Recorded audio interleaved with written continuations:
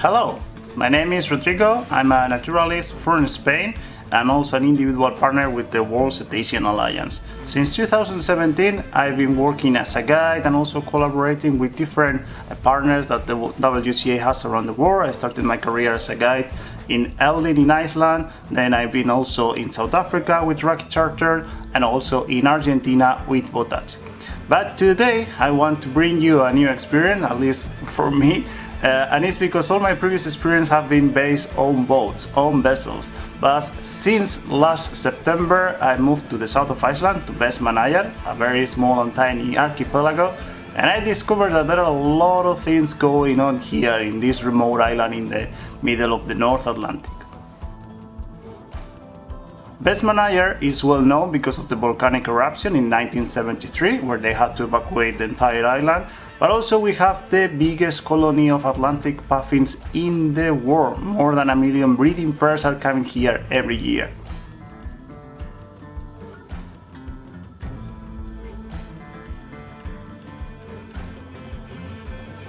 We also have a lot of fulmars,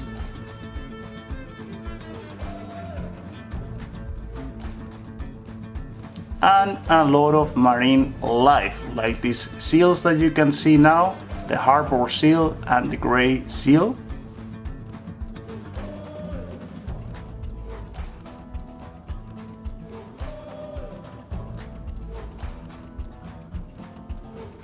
And since 2019 we are hosting as well the first beluga marine sanctuary, a very good initiative trying to remove animals from captivity and give them a chance in a semi-natural environment.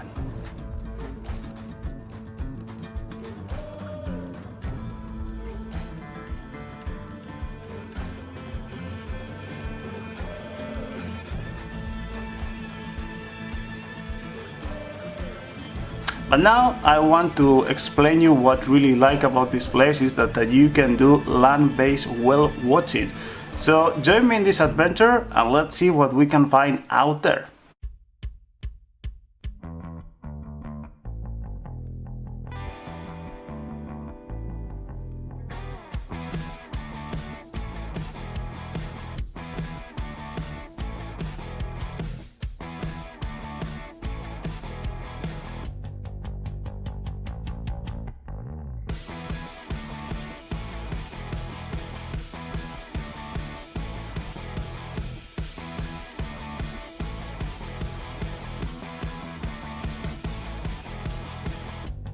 So we drove to the south of the island where we have the lighthouse of Storhofdi, and this is a very good place to look for whales because it's one of the highest points in the island, and we have almost 360 degrees view around the archipelago, so we can cover a lot of space and a lot of surface. Hopefully we can see some whales. What I have with me is the scope, sometimes we can use it, a couple of tripods, binoculars, more tripods, the camera, and of course a lot of clothing because we are in Iceland and Iceland is always cold. So let's see what we can find.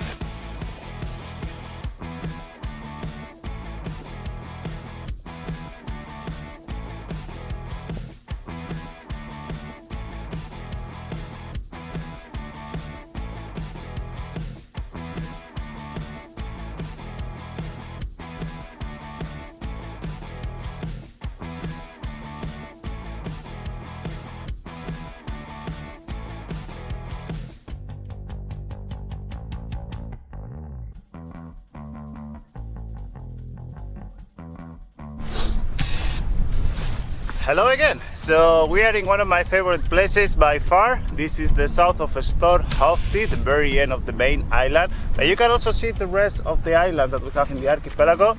And there at the very end you can see Sursey, which was the island that was formed in 1963 eruption. We are gonna set up the camp here, set all the equipment and try to see if we can find some whales or dolphins, some signs of blows or splashes that might indicate us that there is something going on in the ocean.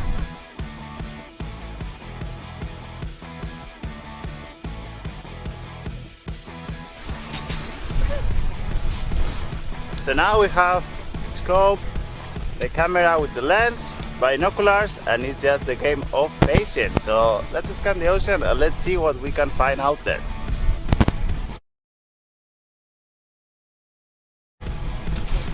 Okay, I think we have a group of orcas just down the cliff, so let's go and check them out.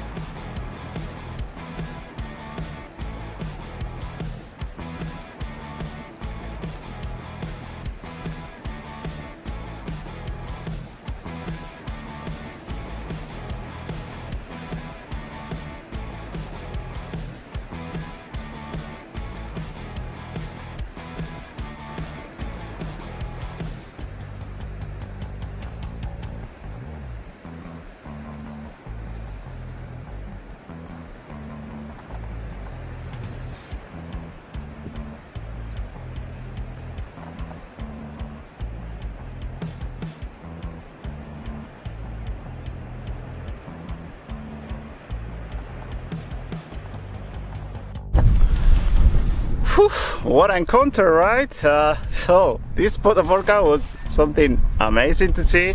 That they are not coming that close to the cliff that often, so we were really lucky to see them so close. What is interesting about orcas in Iceland, and especially here in Vestmanneyjar, is that they are specialized in herring, a little schooling fish. So they are mostly eating herring. So that's why, for example, we can see them very often in Vestmann around June, July, even August sometimes, is when they are coming to feed on herring. You can see large aggregation, 30, 40 orcas, and all of them are organized in pods of around 4, 5, 6 individuals that they usually keep together during the time. What is interesting about orcas as well is that we can photo identify them. We've been doing that since the 70s. So the dorsal fin that you could see in some of them, it's very recognizable. Some of them they have marked. The males, they have this long dorsal fin that can be up to 2 meters, and also the saddle patch, this white patch that they have behind the dorsal fin. In each orca is different, and the one that you have seen right now, they are very recognizable. They are well-known orcas that have been seen for many years during in Vestmanneyjar during the research conducted during the summer, but this year was the first time that we could see them during the winter time, so it's big news here. Also, they have this crook shape in the dorsal fin, so we've been able, or thanks to the Icelandic Orca project and Filippa Samara, they've been able to identify it as the group of Sculia mulder. So we are very happy that we were able to share this encounter with you guys. Okay, so watching whales from land is not only about being in a high lookout, trying to set up your whole cam with the scope and the binoculars and the big cameras we have seen before. It's also about a bit of luck. I was just driving around in the northeast of the island where we have the entrance of the harbor that is just right here behind me. And just in front of the island of Etlidey and Bjarnarey that I'm gonna show you now, I think I spot some splashes, so I'm very suspicious because when you see a lot of splashes, that only means that we have a big pod of dolphins, so let's check them out.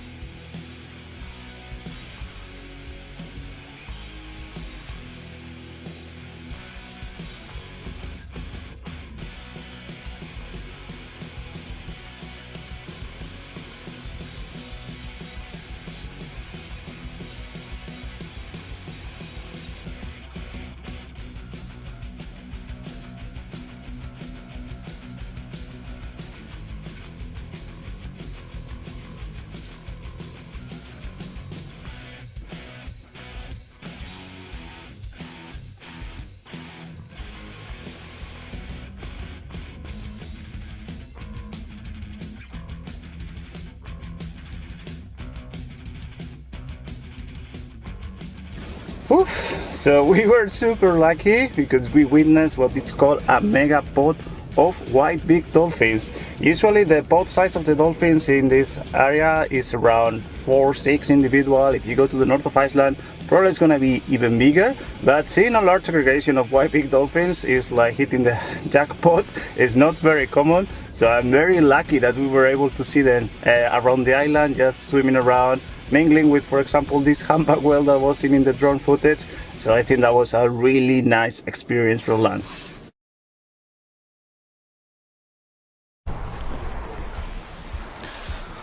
Well, we have seen that in order to have a good land-based whale watching experience, you need to be in a high lookout, you need to have some sort of equipment. Binoculars are always key. If you have a scope or a camera with a telelens so you can record everything that you see, is even better. Also, you need a lot of patience because land-based whale watching is not happening just because you have to scan the ocean thoroughly. And of course, you need to have a lot of luck and a good sniffing dog that can find whales for you. But there is nothing like having good friends because no man is an island. So in order to maximize your chances to have a good land-based whale watching experience, it's always good to have a network of enthusiastic people that they also care about whales, that they also like to see whales, and of course people that maybe they don't know that whales are around, so you can try to engage them and they can report sightings for you. That's what we are doing here in Vestmanneyjar. We have a small citizen science project going on. It's called Valid vir Vestmanneyjar, or Whales of Vestmanneyjar. And what we are trying to do is try to gather together all these people who are always going for walks, or just people with dogs that may be walking by the coast. And they are the people who are key for this project because they can see things that we might not see or we might miss because we are in the other side of the island, we are just having lunch, or we are just working. So what we are doing is pretty much trying to let each other know when and where whales or dolphins are. So let me show you how it works so you can get a good taste of our small citizen science project.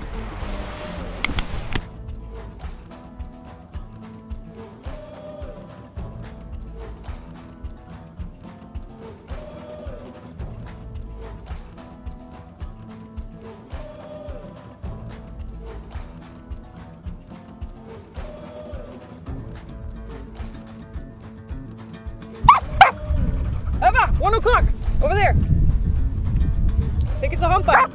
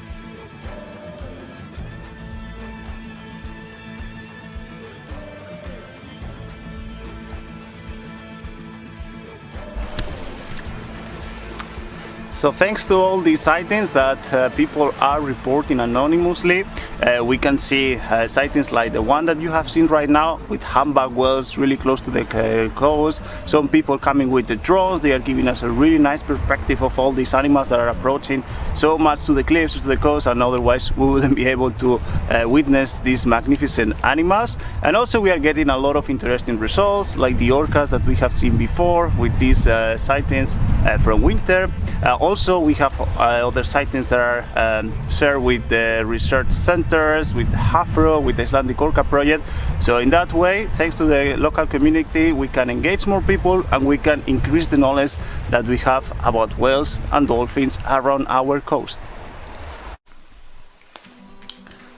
So, after an entire day doing whale watching from land, it's time to come back home to wrap up everything, take all the equipment and return to your houses. When you're coming home, of course, you still have the opportunity to keep going with the things that you have seen. For example, what I'm doing is trying to check with my camera if I have gotten any picture of a fluke from a humpback whale, so I can send it to HAFRO, the Marine Research Institute here in Iceland, or even I can upload these pictures to Happy Whale, which is also a partner from the World Cetacean Alliance, and also try to get in contact with the researchers that might be interested in some photos, so we can increase the knowledge that we have of cetacean. And of course, share, because sharing is caring, and the more people know about the things that we are doing, the better it's gonna be for these animals. So I'm gonna show you now what I'm doing with all the data that we are gathering with this little citizen science project with whale watching based on land. When I'm coming home, I'm always trying to keep track on all the sightings that people have been reported in the citizen science project, in the whale group. Date, coordinates, species, number of individuals, behaviors, and also some notes that might be interesting. Maybe there's some strange behavior going on.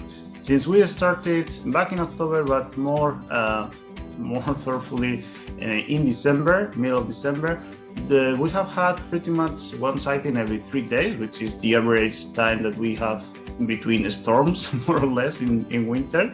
So all these blue lines represent sightings through this temporal line from December till now in April. And we have seen a lot of different species. The main species has been the humpback whale. We have seen also white-beaked dolphins, harbor porpoises, minkies are just back right now, orcas, and surprisingly fin whale, because we are very close to the continental shelf in the east side of the island, so we are even able to see large baleen whales. All these sightings, we try to put them in a map, so people, when they are walking around, they can more or less know where to look at, so they just need to go to this map and check what's going on. And we usually share all the news regarding the recent sighting that we have in the island in this Facebook group, Vestmanneyjar. And also, of course, if there are some interesting things going on, like a beluga the other day in the Reykjavik harbor, or a Kubierspik whale stranded in the south of Iceland, we try to share so people can get more knowledge of the whales that we have out there. Well, that will be all for my part. I really hope that you enjoyed this small land-based whale watching from Vestmanneyjar from Iceland. I hope that you learned something. And of course, you can do exactly the same wherever you are. Try to get in contact with the organization that are already working with cetacean, or even create a network by yourself. In that way, you can become a better, responsible whale watcher and share the knowledge, spread all the enthusiasm that we have for whales, engage the community, and in that way, we for sure will protect our oceans much better. Thank you very much. Tack för er. Bless.